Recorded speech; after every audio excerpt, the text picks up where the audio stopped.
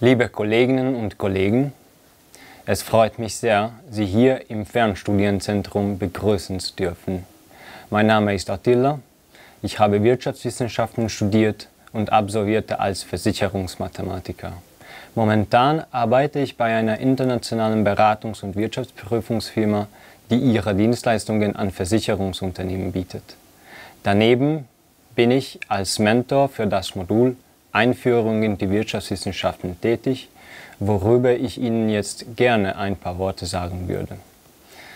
Wenn Sie sich für wirtschaftliche Fragestellungen interessieren, wie zum Beispiel wie sich die Geldpolitik einer Zentralbank auf die gesamtwirtschaftliche Leistung auswirkt, dann sind Sie hier genau richtig. Der von der Fernuniversität Hagen zusammengestellte Lernstoff ist vielseitig, aber auch vielseitig, das heißt nicht kurz, weil er sich nach einer umfassenden Vorstellung der Wirtschaftswissenschaften strebt.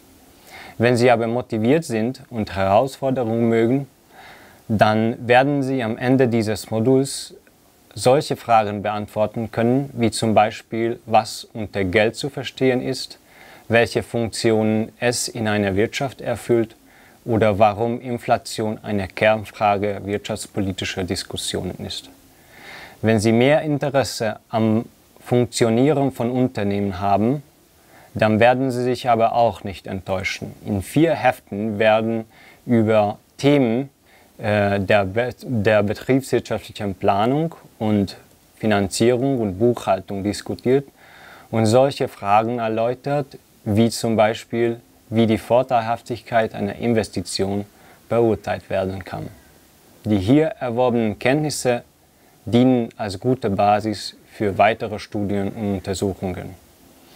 In den Mentoriaten werden alle Themen behandelt, die für das selbstständige Lernen am wichtigsten sind. Anhand von Beispielen versuche ich, die komplexeren Themen zu erläutern und die Fachbegriffe in Kürze zu erklären.